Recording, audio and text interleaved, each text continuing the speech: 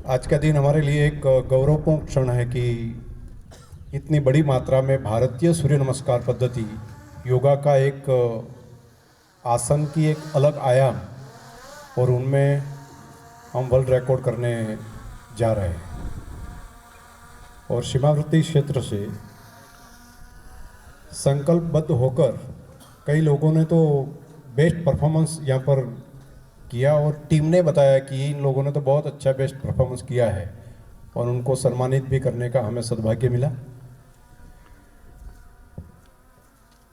जल, वायु, पृथ्वी, આકાશ સહિતના પંચ તત્વોની વાત આપણે કરીએ છીએ। અત્યાર સુધીનું આધુનિક શરીર વિજ્ઞાન એવું માનતું કે પ્રોટીન બેઝ આપણું બોડી છે, પરંતુ ધીમે ધીમે એ બાબત પણ સહજતાથી બધાએ સ્વીકારવા માંડી કે પ્રોટીન બેઝ બોડીની અંદર પણ પ્રાણ તત્વ સૌથી વધારે સક્રિય હોય, પ્રાણ તત્વ સૌથી વધારે એમ ભૂમિકા ભજવે છે। અને પ્રાણ તત્વને સક્રિય કરવા માટે માત્ર એક્સરસાઇઝ નહીં,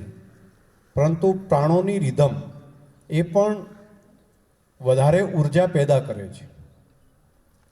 આ બાબતને અત્યારે વિજ્ઞાને સ્વીકારવાનું ચાલુ કર્યું અને જ્યારથી યોગને વિશ્વએ સ્વીકાર્યું ત્યારથી બધા લોકો એના ઉપર રિસર્ચ પણ કરવાનું ચાલુ કર્યું અને આજે તો દુનિયાની અંદર પ્રાણાયામ, યોગ, આસન આ બધી જે ભારતીય પરંપરાઓ છે, ભારતીય વ્યવસ્થાઓ છે, ભારતીય જ્ઞાન છે, એ સદીઓથી સંશોધિત થયેલું જ્ઞાન છે। કદાચ પેટન્ટ આપણી પાસે એનો નહીં આપણે નોંધાયો હોય, આપણી પરંપરાઓને કારણે, આપણી વ્યવસ્થાઓને કારણે